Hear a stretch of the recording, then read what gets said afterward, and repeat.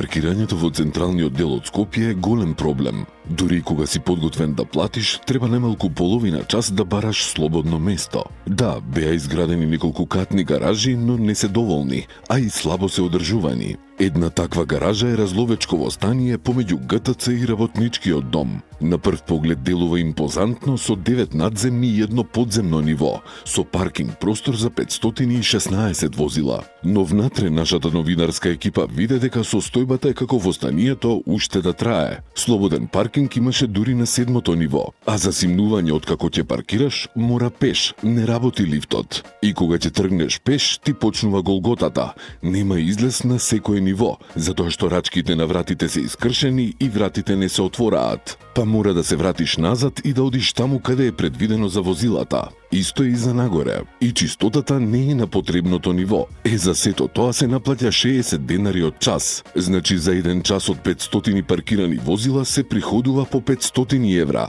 За еден ден од 16 часа работно време околу 8.000 евра. За еден месец тоа се 240.000 евра. Еве и нека не е секогаш полно, нека се приходите 160.000 евра. Зарем на јавното предпријатие за стопанисување со стандбен и деловен простор под чија надлежност е гаражата, не му останува ништо од парите за да ги поправи рачките на вратите, да ги исчисти скалите и да ги сервисира лифтовите. А каде е фактот дека мора и нови паркинзи да се направат, оти не се доволни. Или за градење, пак скопјани преку буџетот ќе позлатат.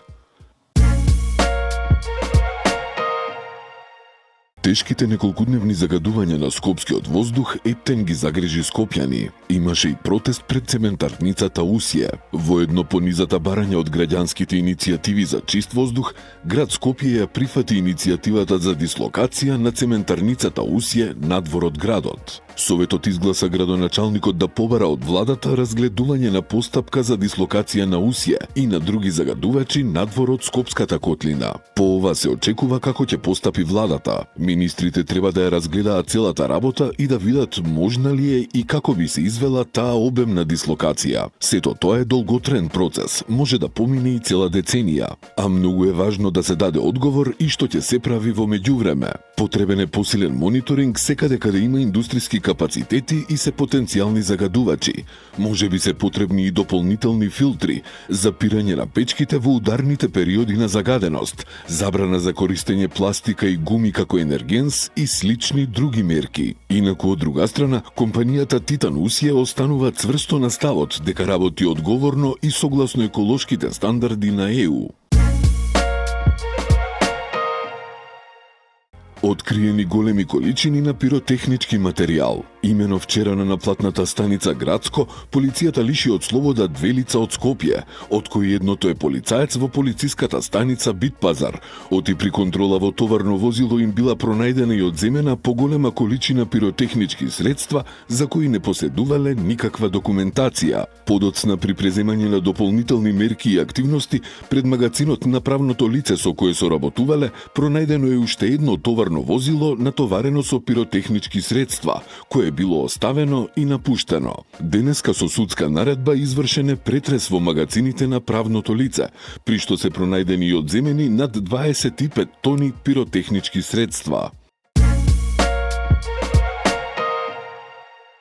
Градоначалникот на општина Центар Герасимовски најави воведување на новитет – центарска картичка, како дополнителна услуга за жителите и како поддршка на локалниот бизнис сектор. Тој објасни дека ова ќе е дополнителна услуга за жителите на општината, но и директна поддршка и промоција на локалниот бизнис сектор. Со оваа картичка граѓаните ќе добиваат попусти и поволности на одредени производи и услуги, истакна Герасимовски. Картичката ќе биде електронска и уникатна за секој жител, со собствен баркод. Таа ќе може да ја користат исклучиво жители на Центар, а бенефициите ќе важат само кај правни субјекти регистрирани во општината. Жителите на општина Кисела Вода добија можност правилно да го одлагаат текстилниот отпад, откако беа поставени контейнери за текстилен отпад пред сите местни заедници. Со ова, Кисела Вода воспоставува функционален и одржлив систем за селектирање и рециклирање на текстилен отпад, а по новогодишните празници поставувањето на вакви контейнери ќе продолжи и во основните училишта, со што иницијативата ќе добие и силна едукативна компонента, насочена кон развивање на еколошката свест кај најмладите и создавање одговорни навики уште од најрана возраст.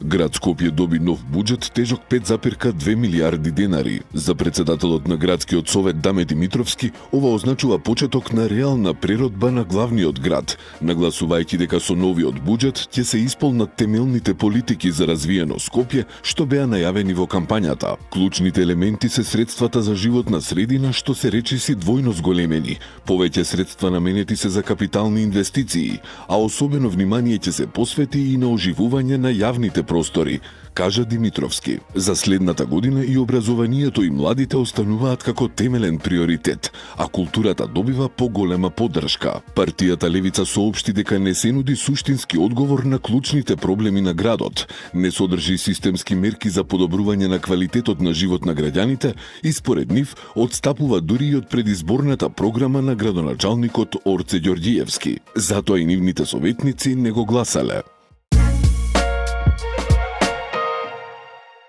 Вчера во утринските часови во просториите на бригадата за противпожарна заштита во Скопје починал пожарникар, 57-годишник од село Мралино, општина Илиндан. Лекарот на медицинска помош констатирал смрт без видливи траги на насилство. По наредба на јавен обвинител, телото на починатиот е предадено на обдукција за да се утврдат точните причини за смртта.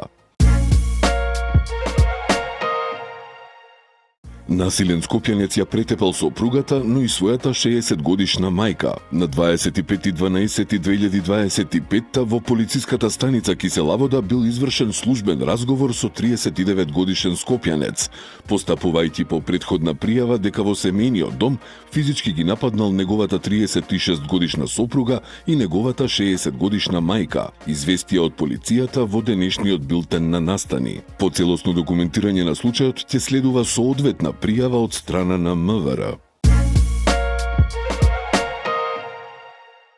Во Центарот за култура Ѓорче Петров утре во 19 часот ќе биде изведена премиерата на театарската представа Толку е тивко на театарот Пи со лица со попреченост и со типичен развој. Од општината велат дека представата е филозофска и длабоко сензитивна театарска исповед, во која светот се открива низ внатрешниот поглед на девојче што го изгубило видот. Оттаму додаваат дека со несекојдневни сценски средства и со силна емотивна нарација, Толку е тивко ја преиспитува нашата перцепција за гледањето, постоењето и она што навистина значи да се види светот.